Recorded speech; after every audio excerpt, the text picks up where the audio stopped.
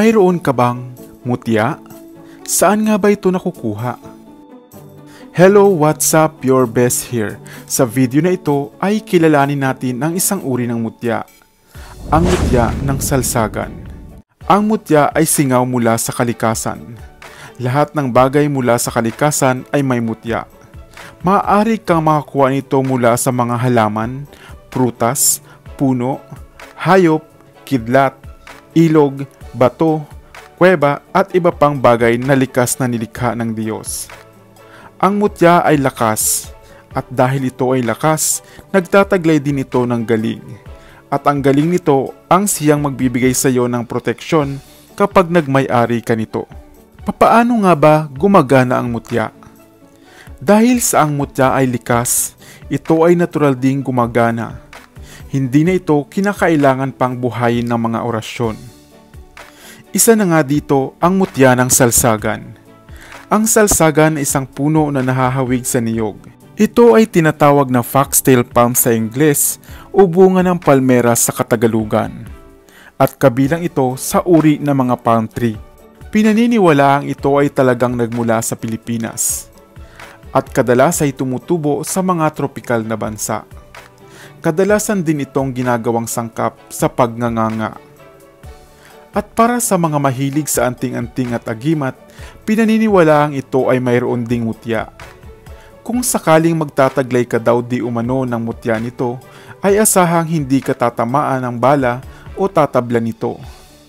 Kabal at kunat naman sa katawan kung mapapalaban ka ng tagaan. Papaano nga ba ito makukuha? Sa araw daw ng Biyernes Santo, dakong 3:00 ng hapon, ay akyatin ang puno ng salsagan at kunin ang mga bunga nito. Ingatan daw na hindi malaglag sa lupa, at pagkatapos ay ibilad sa araw para matuyo.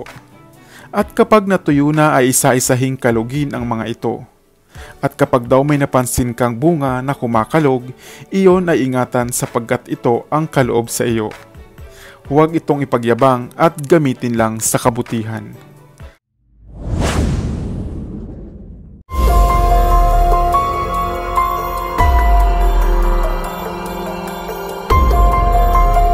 Mutya ng bigas o palay? Gaano nga ba katotoo? Hello, what's up? Your best here. Sa video na ito ay pag-usapan natin ang sinasabing gamit o mutya na makukuha raw sa bigas. Ano nga ba ang mga taglay nitong bisa at paano ito makukuha?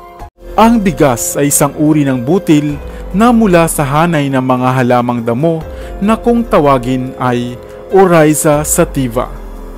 Malaking bahagi ng mundo ang kumukonsumo ng bigas, lalo na nga dito sa atin sa Pilipinas. Na bigas ang siyang pangunahing kinakain. Bago ito maging isang masarap at mabangong kanin, ay maraming proseso ang kinakailangan nitong pagdaanan. Nag-uumpisa ang lahat sa pagpupunla at pagtatanim. At ang pangangalaga rito hanggang sa ito ay mamunga. Susunod dito ay ang pag-aani at pagpapatuyo ng mga butil ng palay hanggang sa ito ay maaari nang ipagiling o bayuhin o ang isang makalumang pamamaraan ng paggigiling. Bago lubusang maging bigas na karaniwang nabibili na nga natin sa mga pamilihan. Subalit alam nyo ba na dito sa atin sa Pilipinas ay pinaniniwalaang ang bigas o palay ay nagtataglay rin ng isang mutya na kung masusumpungan at makukuha mo ay magbibigay sa iyo ito ng pambihirang lakas ng pangangatawan upang hindi ka kaagad-agad mapagod. Hindi ka rin madaling dadalawin ng gutom kung tangan-tangan mo ang mutyang ito. Ang mutya ng bigas ay hindi gaya ng iba pang mutya na mabisa rin sa mga negosyo at pampaswerte. Subalit, papaano nga ba ito makukuha? Naranasan mo na ba o naka-experience ka na makakagat ng isang matigas na butil habang kumakain ng kanin? Maaring ito ay isa ng mutya ng bigas. Ang mutya ng bigas ay butil ng palay o bigas sa anyo ng isang bato na hindi kaagad-agad nababasag, di gaya ng pangkaraniwang butil ng bigas. Mas mainam na ito ay makuha sa mga bagong bayo o bagong giling na palay. Subukan itong ilagay sa katas ng kalamansi at kapag ito ay gumalaw o bumula, may buhay ang nakuha mong mutya. Ibalot lamang ito sa pulang tela, ingatan at huwag na huwag ipagyayabang. Maaari mo itong gamitin sa pang-araw-araw na trabaho o sa pang-araw-araw na buhay. Tandaan na hindi lahat ay maaaring makasumpong ng ganitong mutya. Iyon lamang, mayroong malinis na hangarin at kalooban. Ang jackfruit o Artocarpus heterophyllus na mas kilala sa atin sa tawag na langka ay nabibilang raw sa mga puno na namumunga sa kanilang katawan o sanga gaya ng breadfruit at mulberry. Ito ay pinaniniwalaang nagmula sa India at sa mga kagubatan ng Malaysia. Madalas tumutubo ang langka sa mga tropikal na bansa o rehiyon. Ang langka rin ang siyang puno na namumunga ng pinakamalaking prutas sa lahat. Alam nyo ba na ang langka pala ay may kakayahang mamunga ng 200 hanggang 500 piraso sa loob ng isang taon? Ang langka rin ay kilala dahil sa matamis at mahalimuyak nitong prutas tuwing nahihinog. At ito rin ang pambansang prutas ng bansang Bangladesh at Sri Lanka. Kadalasan itong ginagamit sa mga Asian cuisine, hinog man o hilaw nitong bunga. Ang pagkain rin ng hinog na langka ay maraming mga magandang dulot sa ating kalusugan, sapagkat mayaman ito sa mga bitamina at mineral at antioxidants na nakakatulong upang makaiwas sa mga pagkakaroon ng mga cancer cells. Alam nyo rin ba na tayo palang mga Pilipino ang unang nagpakilala ng langka sa bansang Guam na bahagi ng Spanish Empire? At maging sa mga matandang paniniwala o sa mga paniniwala ng mga antingero, ang langka raw ay nagtataglay ng isang natatanging bato o mutya na buto na kapag iyong nakuha ay tiyak na magbibigay sa iyo ng magandang swerte. Ang mutya ng langka ay mabisang pangontra raw sa mga malas, sumpa at upang walang sinuman ang mag-isip sa iyo ng masama. Ang mutyang ito rin ay nagagamit ng mga nagpapaanak sa mga probinsya gaya ng hilot. Mas mapapadali raw ang pagluwal ng bata kung ipapasubo sa malapit ng mga anak ang batong ito. Nagtataglay rin ito ng labis na swerte at halimuyak na pang-akit upang dagsain ang anumang negosyong meron ka. At higit sa lahat, ay maraming kalalakihan ang nagnanais na magkaroon ng mutyang ito, sapagkat ito ay isang panghalina. Magiging lapitin ka raw ng mga babae o kung babae naman ay magiging ligawin ka o lapitin ng mga lalaki. Gaya ng masarap na amoy ng langka, ay tiyak na parati ka raw pagkakaguluhan. Napakaganda ng mutyang ito, di ba? Subalit lagi daw itong pakaingatan at huwag ipagyayabang. Gusto mo rin ba ng mutyang ito ng langka? Tandaan na anumang powers, anting-anting o kapangyarihan ang mapasa atin ay tiyak na nagbibigay din ito ng matinding responsibilidad na sa tuwina ay di dapat abusuhin.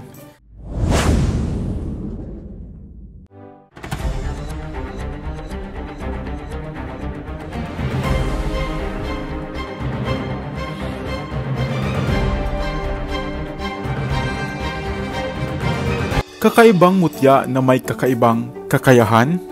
Narinig mo na ba? Hello, what's up? Your best here.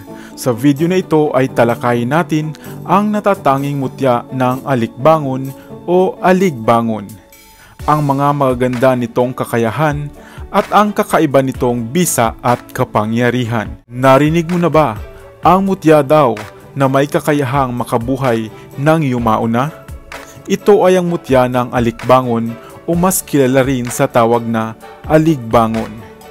Ang halamang ito na kadalasang tumutubo at makikita sa mga ilang at parang na lugar sa mga bundok man o kapatagan ay sadyang marami raw benepisyong medikal. Ito ay isang klase ng berdeng damo na gumagapang at ang lahat ng dulong bahagi nito ay umaangat sa lupa na animoy umaahon mula sa kalupaan. May mga dahon itong nasa 3 o 7 sentimetro ang haba at namumulaklak ito ng kulay puti na may halong asul. Mabisang gamot sa mga simpleng lagnat ang pinakuluang tuyong dahon nito. Ginagamit din itong antifungal, antibacterial at antioxidant. Maaari ding itapal ang pinais o dinurog nitong katawan sa mga sugat, galos, kagat ng mga insekto at kahit sa kagat ng ahas. Sa ibang bahagi naman ng mundo ay ginagawa pala itong gulay at inihahalo sa mga salad at iba pang lutong bahay. Subalit alam nyo ba na ang halaman din palang ito ay nagtataglay daw ng kakaibang mutya, na kapag napasa kamay mo ay tiyak na magkakaroon ka ng malakas at aktibong pangangatawan, malayo sa mga sakit at karamdaman. Kadalasang nasa anyo din ito ng bato na makukuha sa mga bunga o sa mga papabukas pa lamang nitong bulaklak. Ayon sa mga paniniwala at sa mga antingero, ay maaari daw itong ilagay sa isang sisidlan na laging daladala o kaya na may gawing kwintas. Maaari din itong ibaon sa katawan. Subalit ang kakaiba nitong galing ay sinasabing kadalasang bumabangon daw ang katawan ng yumao na nagmamay-ari ng mutyang ito. At kadalasan pangaraw ay nakakapagsalita pa ito at humihingi ng tubig. Kaya naman kapag nangyari ang pagkakataong ito ay maaari mo daw painumin ng suka o kaya naman ay tumawag ng albularyo upang mabigyan ito ng dasal. Sapagkat tanging ang bisa na lamang ng mutya ng alikbangon ang nagbibigay ng buhay dito. Ikaw, nakarinig ka na rin ba ng ganitong kwento na nauugnay sa mutya ng alikbangon? Naniniwala ka ba sa swerte o mga pampaswerte? Hello, what's up? Your best here. Sa video na ito ay kilalanin natin ang isang uri ng pampaswerte na bihira lang daw matagpuan. Ito ay ang bulaklak ng tanglad. Masarap magkaroon ng sariling negosyo, maliit man o malaki. Lalo na kung ito ay magiging successful at maunlad. Gaya ng mga grocery store, karinderya o kantin. Subalit minsay napaisip ka na rin ba na sadyang may mga tindahan na matao o dinadagsa ng karamihan? Aminin man nila o hindi ay mayroon silang mga tinatagong sikreto.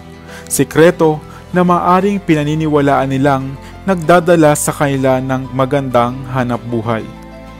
Alam mo ba na ang tanglad pala o lemongrass ay mayroong mutya sa anyo ng bulaklak na maaari mong gamitin bilang pampaswerte sa iyong mga negosyo. Ang tanglad ay isang tropikal na halamang damo na kilala bilang pampalasa at halamang gamot dahil sa taglay nitong amoy na nahahawig sa citrus lemon. Kilala ang tanglad sa mga bansang Sri Lanka, India, Burma, Cambodia, Thailand at maging dito sa atin sa Pilipinas. Pero bukod pa sa gamit ito sa kusina at medisina, ay pinaniniwalaan ng mga antingero o ng mga matatanda na ang bulaklak ng halamang ito ng tanglad ay maaaring magdala ng swerte lalo na sa mga may negosyo. Sinasabi na bibihira lamang mamulaklak ang tanglad at kapag nagkataon daw na makakita ka nito ay kunin ito at patuyuin at saka ibalot sa pulang tela. Kung sakali naman na ito ay nasa iyong bakuran, ay mas mainam na hayaan itong matuyo sa kanyang puno, sapagkat ito ay mas sigit bangang mabisa. Gaya ng tanglad at nang mabango nitong amoy, ay dadagsain daw ng mga customer ang iyong negosyo, maging tindahan man ito o karinderya. Ito ay halos maituturing na nga ring mutya, sapagkat ito ay nagmula din sa kalikasan. Mainam na ito ay ingatan at huwag na huwag ipagyayabang. Gayunpaman, mayroon man o walang dalang magandang swerte ang mga mutya gaya nito, ay lakipan pa rin natin ng sipag at tiyaga ang lahat ng ating mga naisin o pangarap na pag-unlad sa buhay. at huwag na huwag makakalimot na tumawag sa may kapal. Ang kalamansi o kalamunding sa Katagalugan ay isang popular na klase ng citrus fruits na karaniwang tumutubo sa Pilipinas at sa mga kalapit pang lugar gaya ng China, Taiwan, Borneo at Sulawesi. Ang kalamansi ay kadalasang gamit sa kusina sa mga putaheng Pilipino at ingredients din sa mga produktong pagkain, sabon at mga pampaganda. Ito ay maihahawig din sa kungkat at citrus hybrid. Ang kulay berdeng prutas na ito ay kadalasang kinakatas upang gamiting pang-marinate o sausawan sa hapag-kainan at madalas ding gamitin sa mga inumin gaya ng lemonade. Subalit sa mga paniniwalang kaugnay ng mga agimat, ang prutas daw na ito ay nagtataglay rin ng mutya. Isang bato na hugis buto ng kalamansi na kadalasang makukuha daw sa bunga nito. Sinasabing mainam raw itong pampaswerte sa mga negosyo. Magagamit din daw ito sa trabaho, gayuma at panghalina. O kung nais mong paamuin ang isang tao. Maaari itong ilagay sa isang bote, pulang tela o isang maliit na lagayan. Marami nang nakapagpatunay ng bisa ng mutyang ito. Kung sakali raw na makakuha ka nito, ay iyo itong itabi sapagkat ito ang kaloob ng kalikasan sa iyo. Gamitin lamang sa mabuti at huwag ipagyayabang. Ang gabi ay isang halamang ugat na kadalasang isinasahog sa maraming putahe. Isa ito sa pinakamahalagang halamang ugat sa ating bansa. Sa katunayan, pangatlo ang gabi sa hanay ng mga halamang ugat na itinatanim dito sa atin. Sadyang mahalaga ang bawat parte ng halamang ito. Ang dahon at tangkay bilang gulay gaya ng kilang putahe na laing. Ang lamang ugat naman ito ay maaring gawing harina para sa paggawa ng sopas, biskwit, tinapay at sari-saring inumin at puding. Ito ay madaling matunaw kaya inirerekomendang sangkap sa pagkain ng mga sanggol. Bukod pa rito ay marami ring benepisyong medikal ang halamang gabi. Maaari nitong pababain ang lagnat at alisin ang pananakit ng kagat ng insekto sa pamamagitan ng katas ng dahon nito. Ang halamang ito ay may katamtamang taas, may malalapad at hugis pusong mga dahon na kadalasang tumutubo sa kahit anong uri ng lupa. Subalit sinasabi ng mga matatanda na mayroon din daw itong tinataglay na mutya. Mutya na kapag nakuha mo ay magkakaroon ka ng kapangyarihan para hindi mabasa ng ulan. Kung mapapansin ay dumudulas lamang ang ulan o tubig sa mga dahon nito at hindi nababasa. Kaya naman sinasabing kapag nakuha mo ang mutya nito ay ganun din ang kakayahan na tataglayin mo. Pangontra din di umano ito sa mga gawang demonyo at hindi katatablan ng matutulis o ng mga nakasusugat na bagay gaya ng itak. Hindi rin tatalab sa iyo ang kulam kung merong kanito. Pero papaano nga ba ito makukuha? Ano ang mga dapat gawin upang malaman kung tunay nga ba ang nakuhang mutya? Mayroong dalawang klase ng gabi, iyong mga malaki at iyong maliliit. At ang mga maliliit ang nagtataglay ng mutya. Ang hitsura ng mutyang ito ay isang bato, kahugis ng bungang ugat ng gabi. Ngunit hindi ito basta-basta nakukuha. At kahit pa nga ilang puno ng gabi ang iyong bunutin, kung hindi ka daw pagkakalooban ng kalikasan, ay hindi ka makakakuha nito. Pili lamang ang pinagkakalooban nito. Kung makakakuha ka man, ay babad lamang ito sa katas ng kalamansi. At kung ito ay bumula o gumalaw, ay tunay ang mutya na iyong nakuha. At kung sakali namang magkameron ka nito, ay huwag na huwag mo daw itong gamitin sa masama kung ayaw mong doble pa ang balik nito sa iyo. Mahilig ka rin bang kumain ng gulay na kalabasa? O squash sa Ingles? Ang kalabasa ay nabibilang sa pamilya ng halamang gumagapang na Cucurbitaceae o gourd family na kinabibilangan din ng pumpkin, zucchini at iba pa. Mayroong halos 965 species ng cucurbita sa buong mundo. Ang kalabasa ay kadalasang ginagawang sangkap na gulay at iba pang putahe. At maging ang mga buto nito ay nakakain rin. Gayun din ang talbos o batang dahon at ang bulaklak nito.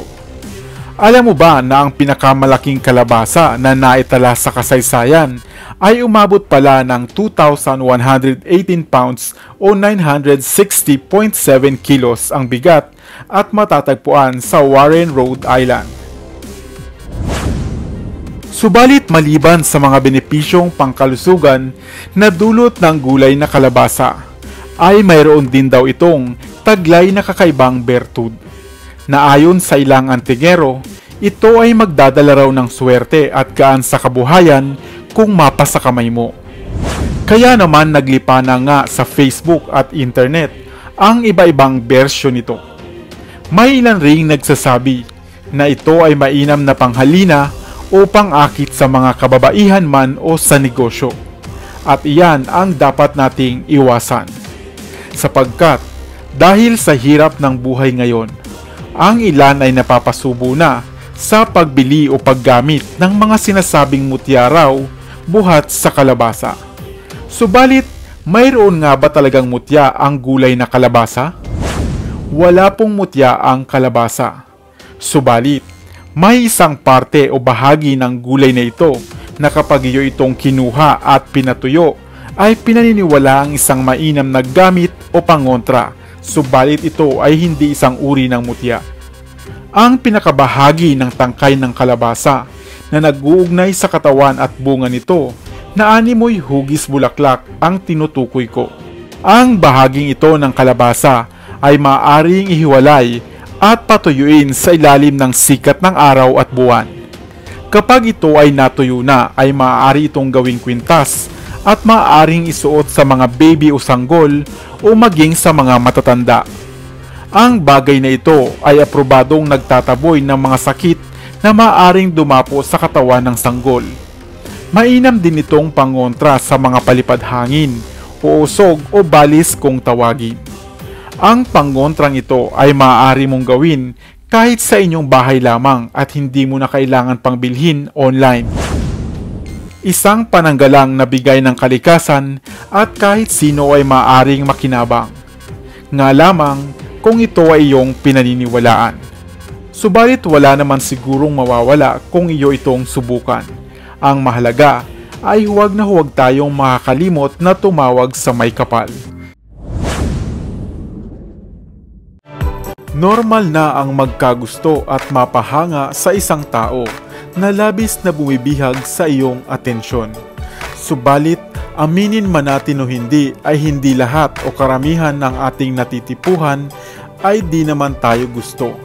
O kaya naman ay ma-friend zone ka lang. Subalit alam nyo ba na sa mga sinaunang paniniwala pala ng ating mga ninuno at ng mga matatanda ay maaari mong masungkit ang puso ng iyong iniibig o sinisinta gamit ang dalawang espesyal na pamamaraan. Una ay ang gayuma. Ang gayuma ay isang pamamaraan o teknik na isinasagawa upang mapaibig mo rin ang isang tao at kadalas ay mga kababaihan.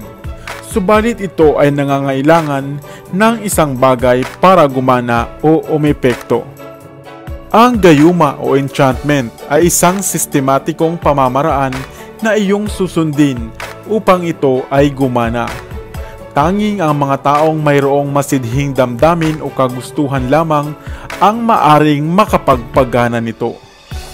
Ang pangalawang pamamaraan naman ay sa tulong ng mga mutya. Ang mga mutya ng pag-ibig. Di tulad ng gayuma, ang mutya ay maaaring gumana kahit na walang sistema ang iyong gagawin. Kusa itong iepekto at magbibigay sa iyo ng karisma o charm sa taong natitipuhan. Narito ang tatlong uri ng mutya ng pag-ibig o mutya ng panghalina? Number 1. Mutya ng langka. Ang mutya ng langka na mainam din sa pangnegosyo ay isang malakas na mutya ng panghalina. Gaya ng halimuyak at bango ng bunga nito kapag nahihinog, kung magtatangan ka raw nito ay tiyak na pagkakaguluhan ka ng mga kababaihan. Number 2. Mutya ng papaya. Ang mutya ng papaya ay isa ring mainam na mutya ng pag-ibig o mutya ng panghalina. Gaya ng sa langka, ito ay nag-aangkin ng pang-akit at madali kang magugustuhan ng karamihan, lalo na ng mga kababaihan. Number 3. Mutya ng sampagita. Ang napakabangong bulaklak na ito na popular dito sa atin sa Pilipinas ay nagtataglay rin pala ng isang bato o isang mutya. Isang bato na may taglay na panghalina, na tiyak magbibigay sa iyo ng labis na atensyon at simpatya ng iba. Kaya naman kung magkakameron ka nito, ay huwag na huwag itong ipagyayabang at iyong pakaingatan, upang lalo pang ang lumakas ang taglay nitong kapangyarihan. Nagustuhan mo ba ang mga mutyang ito? Alin ang mas nais mo? Ang mutya ba o ang gayuma? Subalit lagi pa rin nating pakatandaan na ang lahat ng naisin natin sa buhay, kung ito ay ating paghihirapan at pagsisikapan, ay tiyak ding mapapasa inyo at makakamtan pagdating ng araw. Sadyang mapaminsala ang ipo-ipo o buhawi. Sa malakas nga nitong anyo ay kayang sumira ng mga ari-arian at ng mga bagay na kanyang madaraanan. Ang buhawi, alimpuyo, tornado o ipo-ipo ay isang bayolenteng umiikot na kalumna ng hangin na ang isang dulo nito ay sumasagad sa kalupaan at ang malaking bahagi naman sa kalangitan. Madalas sa anyo ng ulap na cumulonimbus. Dumarating ang ipo-ipo o buhawi sa iba't ibang laki, sa hugis na animoy imbudo ng umiikot na hangin. Ang ipo-ipo ay namumuo kapag nagsalubong ang mainit na hangin mula sa lupa at ang malamig na hangin naman mula sa alapaap. At dahil sa mabilis nitong paggalaw, ay nakakabuo ito ng tinatawag na buhawi o ipo-ipo. Ang ipo-ipo ay kadalasang nabubuo sa ibabaw ng tubig, samantalang ang buhawi naman sa kalupaan. Ngunit alam mo ba na ang mapaminsalang ipo-ipong ito pala ay nagtataglay din ng isang mutya, na kung mapapasa kamay mo ay tataglayin mo ang pambihira nitong lakas at bilis. Swerte din daw ito sa mga negosyo at hindi ka raw tatamaan ng bala kung magkakaroon ka nito. Ngunit papaano nga ba ito makukuha? Sinasabing kung sakaling makakasaksi ka ng isang ipo-ipo o buhawi na may sapat lang na laki, ay maaari mo itong dakpin o hulihin ang pinakapuno nito at takpan ito ng anumang bagay na maaaring pumigil dito.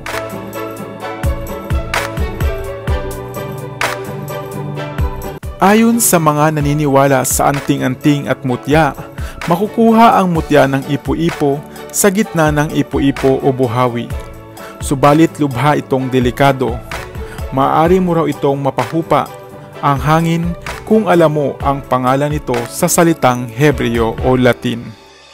Kadalasan din itong isinasama sa iba pang mga elemento o mutya at inilalagay sa loob ng isang baon na walang mata upang mas mapalakas pa ang bisa nito. Gayunpaman, mas mabuting pag-aralan muna ang mga hakbang bago subukan ang pagkuha ng mutyang ito. Tandaan na ang panalangin pa rin at pananalig sa Diyos ang siyang pinakamalakas na agimat at kapangyarihan sa lahat. Mutya ng langgam o lamigas sa Kabisayaan. Ang langgam ay nauuri sa Formicidae family, gaya ng bubuyog o tambubuan sa Katagalugan. Mayroong mahigit sa 22,000 na uri ng langgam ang naitala sa kasaysayan. Bumubuo ng mga colonies o grupo ang mga langgam na kadalas ay naninirahan sa mga butas sa ilalim ng lupa, punong kahoy at mga kuweba. Alam nyo ba na ang langgam ay makikita sa halos lahat ng lugar sa mundo maliban sa Antarctica? Ang langgam ay mayroon ding life cycle. Mula sa itlog ay nagiging larva, pupal stage, bago pa ito maging ganap na isang langgam. Mayroon din silang tinatawag na queen o reyna, na kung saan ay siyang nanganganak ng mga itlog para sa kanilang pagpaparami. Madalas na nangangagat ang mga langgam, lalo na nga kung magambala mo ang kanilang tirahan. Ang langgam naman sa kabilang banda ay simbolo ng lakas at talas ng pangangatawan. Ngunit narinig mo na ba ang kwento at paniniwala na ang langgam pala ay may iniingatang mutya? Tinatawag din itong antstone ling, na mula sa bahay ng mga langgam sa ilalim ng lupa. Maraming stone collectors ang nagnanais na makakuha nito. Hindi lamang dahil sa ganda nitong taglay, kundi dahil nagtataglay din ito ng napakaraming kakayahan. At sasabihin na nga nating ito ay nagtataglay ng magandang kapalaran sa buhay ng sinumang magmamay-ari nito. Pampaswerte. Magandang mutya ang batong ito na maaring magdala ng swerte sa iyo sa iyong negosyo, maliit man o malaki, na maaari mo pangang ikayaman. Panghalina. Ang mutyang ito din ay may malakas na aura na maaring mapasa iyo. Magiging mabait sa iyo ang lahat at mapapasunod mo sa iyong mga plano. Ito ay epektibo ring magagamit, lalo na sa politika, upang ikaw ay igalang ng sinuman. Abilidad. Kung sakaling taglay mo raw ang batong ito, ay magiging matalas din ang iyong kamalayan at pangunawa, gaya ng mga langgam.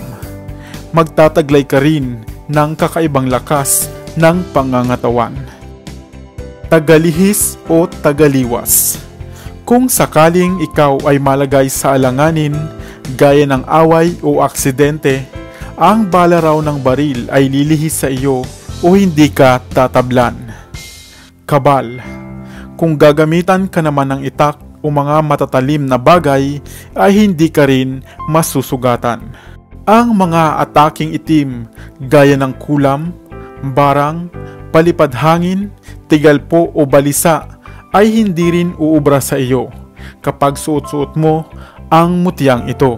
Hindi ka rin magagalaw ng mga aswang, tikbalang, duwende o masamang espiritu sapagkat mainit ang pakiramdam nila sa iyo o nakasisilaw. Nagtataglay din ito ng dagdag na enerhiya sa katawan upang hindi ka agad-agad mapagod sa oras ng trabaho. Sakit. Mainam din itong panglunas sa mga simpleng karamdaman o sakit ng katawan. Ibabad lamang ang batong ito sa isang baso ng tubig at iwanan ng 15 minuto. At pagkatapos ay inumin ang pinagbabara nito. Papaano nga ba ito aalagaan? Walang limitasyon ang mutyang ito. Subalit mainam na ingatan at ilagay sa isang safe na lagayan.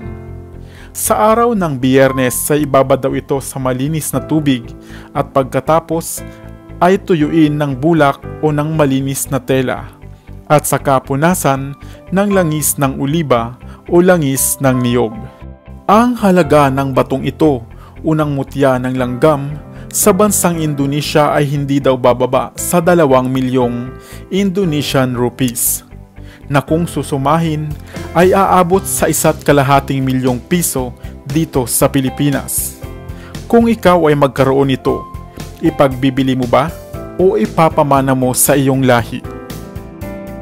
Piling-pili o iilan lamang ang pinagkalooban ng kalikasan ng mutyang ito. Masasabi kong isa na ako sa pinakamaswerteng tao sa mundo kung magkakaroon ako ng mutyang ito. Subalit kung hindi daw ito maalagaan ng tama o magamit sa kasamaan, Pinaniniwalaang agad din itong babawiin ng diwata ng kalikasan na siyang tagapangalaga ng mundo ng mga immortal.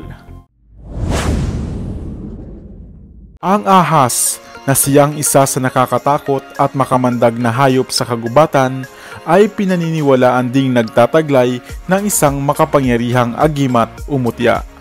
Subalit ito ay hindi mo makukuha sa kanilang katawan. Ano nga ba ang bisa ng batong ito? Kadalasan itong ginagamit sa pagpapagaling ng mga kagat ng ahas o tinatawag ding tawak. Ibinababad ito sa isang basong tubig upang ipainom sa nakagat ng ahas o ng iba pang makamandag na hayop sa gubat. Ang mutyaring ito ay nagtataglay ng kunat at kabal, kaya naman mainam itong pandepensa at anting-anting. Pinaniniwalaan din na sa tulong ng batong ito ay malalaman mo kung mayroong nakabaong yaman o ginto sa isang lugar, sapagkat kusa itong magliliwanag. Ito ay kadalasan ngang inihahalin tulad sa moonstone.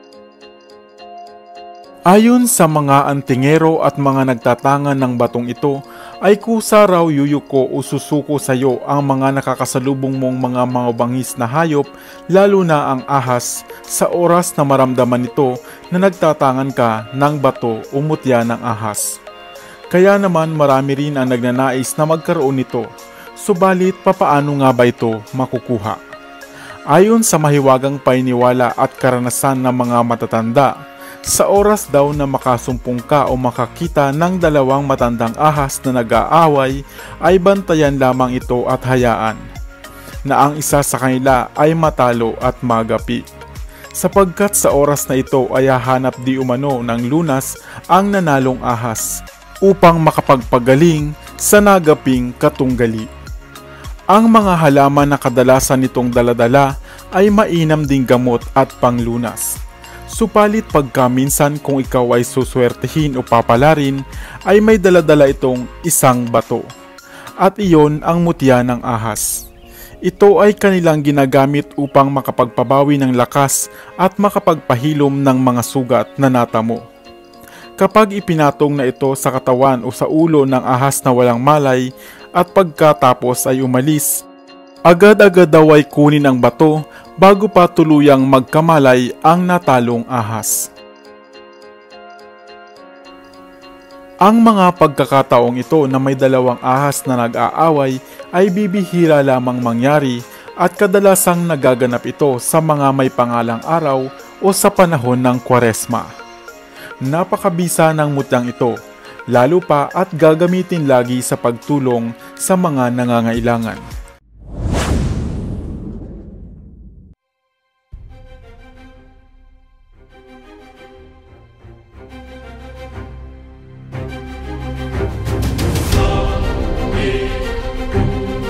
Isang puting bato mula sa kuweba, nagtataglay raw ng pambihirang lakas at kapangyarihan. Hello, what's up? Your best here. Sa video na ito ay pag-usapan natin kung ano nga ba ang Bato-Omo, ang mga taglay nitong kapangyarihan at kung papaano nga ba matutukoy kung mayroon itong bisa. Kaya kung bago ka pa lamang sa aking channel, ay huwag mong kalimutan na pindutin ang subscribe button at ang notification bell upang lagi kang updated sa aking mga bagong uploads. Ano nga ba ang Bato-Omo? Ang Bato-Omo o tinatawag ring mutya ng kuweba o batong engkanto ay isang uri ng maputing bato na kadalasang makukuha sa loob ng kuweba. Pinaniniwalaan na ang batong ito o Bato-Omo ay isang mabisang pananggalang o gamit, lalo na ng mga antingero o mga manggagamot. Ang Bato-Omo ay kadalasang nabubuo dahil sa konsentrasyon ng calcium salt na lumalaki sa paglipas ng panahon sa tulong ng malumanay na daloy ng tubig sa loob ng kuweba. Kaya ito ay nagiging makinis at makinang. Subalit mayroon din namang ibang hugis ito. At minsan pa nga ay maaaring magaspang kung inyong hahawakan. Karaniwang 1 hanggang 20 cm ang diameter ng bilog ng mga Bato-Omo. Ayon sa paniniwala ay nagtataglay ng kakaibang kapangyarihan o agimat ang batong ito. Kadalasan itong ginagamit ng mga manggagamot upang magtaboy sa mga masamang elemento o itim na mahika. Inilalagay ito sa isang basong tubig, pagkatapos ay pinapainom sa mga may sakit. Ang batoomo rin ay sinasabing swerte sa sabong kung ipapahid sa balahibo ng manok o ipapainom dito ang ipinagbabaran ng batoomo. Kung ang mag-asawa naman ay hindi magkaanak-anak, ay inirekomenda rin ang pag-inom nito bago sila magsiping.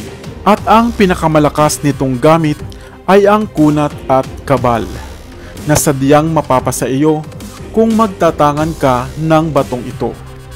Kunat ng balat upang hindi katablan ng anumang matatalas na bagay gaya ng itak. Narito ang ilang pamamaraan upang malaman kung tunay ang iyong hawak na batoomo. Una, ibalot ito sa isang plastik at subukang sunugin. Pangalawa, itali o ibalot sa hibla ng buhok at pagkatapos ay subukang sunugin o itapat sa apoy ng kandila o lighter. Pangatlo ay ilagay o ibalot sa isang tela at pagkatapos ay martilyuhin. Kung hindi ito masunog o hindi masunog ang plastik o buhok at hindi rin ito mabasag, ay tunay ang inyong hawak na mutya. Subalit ayon naman sa siyensya, ang batoomo o cave pearl daw ay talagang hindi na maaring masunog, sapagkat naabot na nito ang kanyang maximum oxidation state o pagkasunog. Sa makatuwid, ay puro calcite na ang batoomo. Hindi rin umano ito madaling mabasag sapagkat ito ay binubuo ng calcium salt na mas matigas pa nga sa ating mga ngipin. Subalit gamit ang quicklime ay maaari itong mapino o ma-decompose.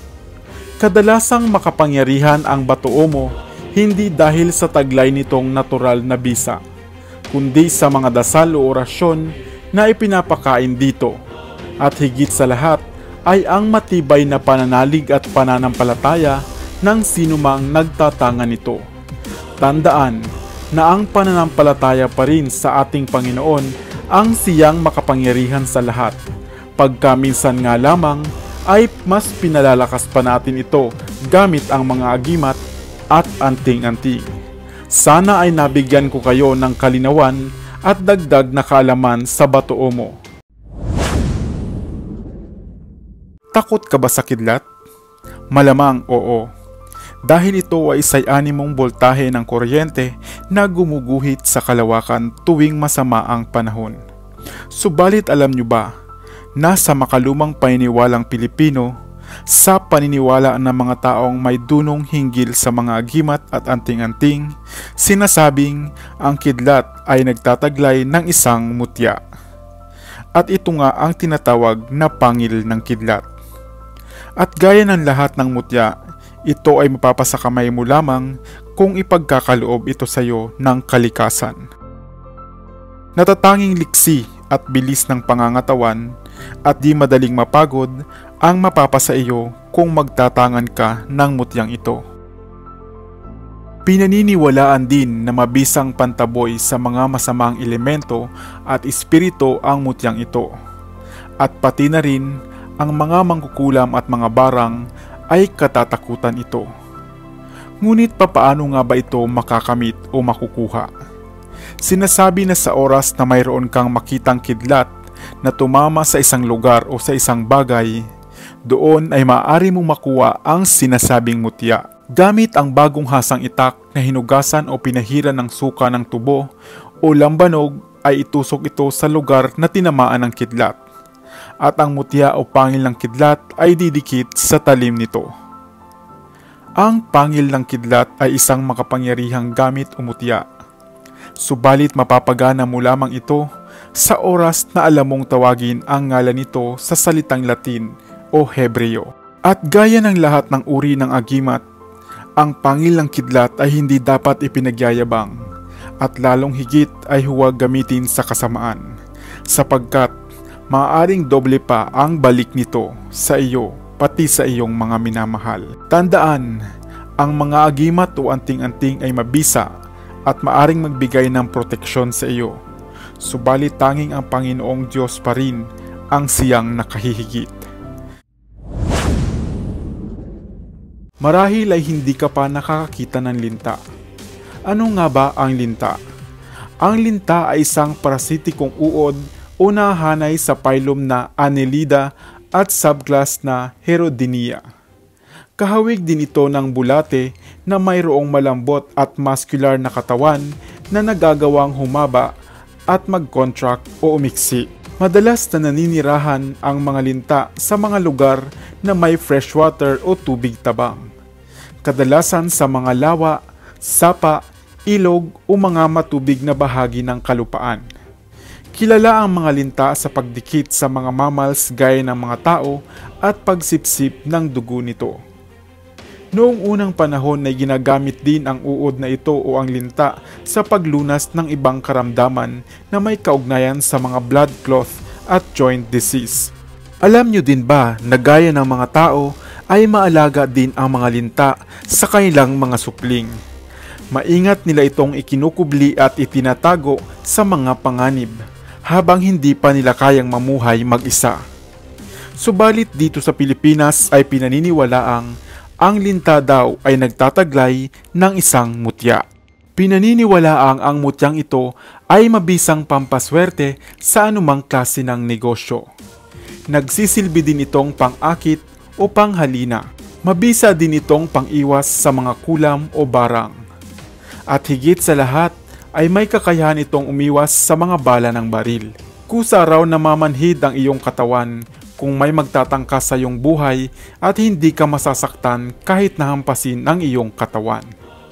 Tunay na nakamamangha ang bisa ng agimat na ito o ang mutya ng linta, na kahit pangaraw ikaw ay maubusan ng dugo sa katawan, basta makakainom ka lang ng tubig ay mananatili ang iyong pambihirang lakas. At maghihilom rin ang mga natamong sugat o pinsala sa katawan. Ngunit papaano nga ba ito makukuha? Sinasabing kapag ang isang lintaraw ay natuyo at naging bato o matigas na animoy bato, ito raw ang mutya ng linta. O kapag nakakita ka ng hugis linta na bato sa tubig, kunin daw ito at ibalot sa tela. Subalit gaya ng ibang mutya, mapalad ka na kung ikaw ang makakasumpong nito. Gamitin lamang ito sa mabuti at huwag ipagyayabang. Ang mutya ay isang bagay na mula sa kalikasan sa mga likha ng Diyos, at kadalasang kakaiba sa karaniwan mula sa hugis nito, anyo o kulay ng orihinal nitong pinagmulan. Ang tubig na siya ring pangunahing bahagi ng mundo at ng halos lahat ng organismo. Tubig na bumubuhay sa mga dagat, lawa, ilog at sapa, at kabilang din sa natatanging elemento ng ating daigdig, ang pinaniniwalaang nagtataglay raw ng bertud o mutya. Ayon sa mga paniniwala ng sinaunang Pilipino at mga naniniwala sa anting, ang mutya ng tubig daw ay nagtataglay ng pambihirang kapangyarihan, gaya ng kabal o proteksyon ng pangangatawan laban sa mga matalim o nakasusugat na bagay. Ito rin ay isang panghalina. Kung magtatangan ka nito ay maaari mong mapaamo o mapasunod ang mga nasa paligid mo sa iyong mga nais. Gaya ng agos ng tubig ay kusa silang sasang-ayon sa iyong mga kagustuhan. Sinasabing maganda rin ito sa mga negosyo at trabaho. Ang mutyang ito ay maaring isang bato na kulay itim, puti o silag, at magiging kulay berde kapag nasa ilalim na ng tubig na buhay. Gaya ng tubig na simbolo ng tagapagpadalisay, nararapat na magtaglay ka ng busilak na puso at malinis na hangarin upang kasiyahan ka ng mutyang ito, at kusa na itong magpapakita sa iyo. Madalas ay dumarami o nanganganak ang mutya ng tubig, lalo na kapag ito ay inilagay sa isang sisidlan na mayroong lamang tubig. Ingatan at gamitin lamang ito sa kabutihan at huwag ipagyayabang. Sana ay may bago kang natutunan sa video na ito. Iwan ka naman ng comment sa comment section sa ibaba. I-like at i-share mo na rin para naman sa kaalaman ng iba.